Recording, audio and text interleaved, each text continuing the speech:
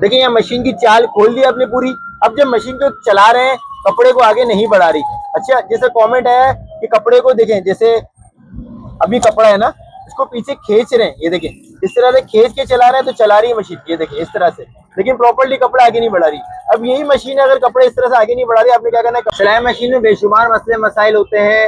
अगर आपकी मशीन में कोई फॉल्ट है, सिलाई गुरु में हमें कमेंट सेक्शन में बताएं, आपकी मशीन का मसला है जरूर हल करेंगे इंशाल्लाह। आपके जरूर वीडियो बनाएंगे। जैसे कमेंट है कपड़ा पीछे से खींचे तो मशीन आगे जाती है, ऐसा क्यों? देखिए यहाँ मशीन की चाल खोल दी आपने पूरी। अब जब मशीन को चला रहे हैं कपड़े को आगे नहीं बढ़ा रही। अच्छा, जैसे कमेंट है कि कपड़े को देखें, जैसे अभी कपड़ा है ना, इसको पीछे खींच रहे हैं, ये देखें इस तरह से खींच के चला रहे हैं तो चला रही है मशीन, ये देखें इस तरह से, लेकिन प्रॉपर्ली कपड़ा आगे नहीं बढ़ा रही।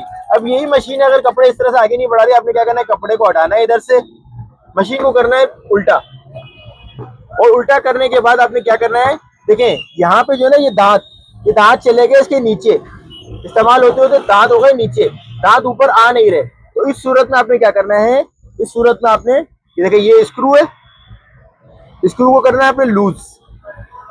जब स्क्रू को लूज करेंगे तो देखें ये दांत है ना, ये देखें ऊपर नीचे होते हुए नजर आ रहे होंगे आपको, ऊपर नीचे हो रहे नजर आ रहे हैं आपको, ये देखें आप, ये दांत ऊपर नीचे हो रहे, देखें ये इस पुर्जे से ऊपर नीचे करने से दांत ऊपर नीचे होंगे, मूवमेंट करेंगे। इसको आपने नॉर्मल ऊपर करना है, देखिए इतना इतना ऊपर करना है कि आपकी उंगली पे टच हो, वरना कपड़ा फाड़ेगी मशीन। इतना ऊपर करना है इसको आपने, और उसके बाद आपने इसको यहाँ पे कर देना है स्क्रू को टाइट। स्क्रू को आपने इधर कर देना है, ये देखिए टाइट कर देना है इधर आपने, ये देखिए आप दांत नॉर्मल ऊपर कर दिए। अब ये कपड़ा हमने इधर लगाया मशीन पे, यही मशीन है, और देखिए कपड़ा कैसे रवानियत से आगे फेंक रही है। जो मसला था वो हल हो चुका है।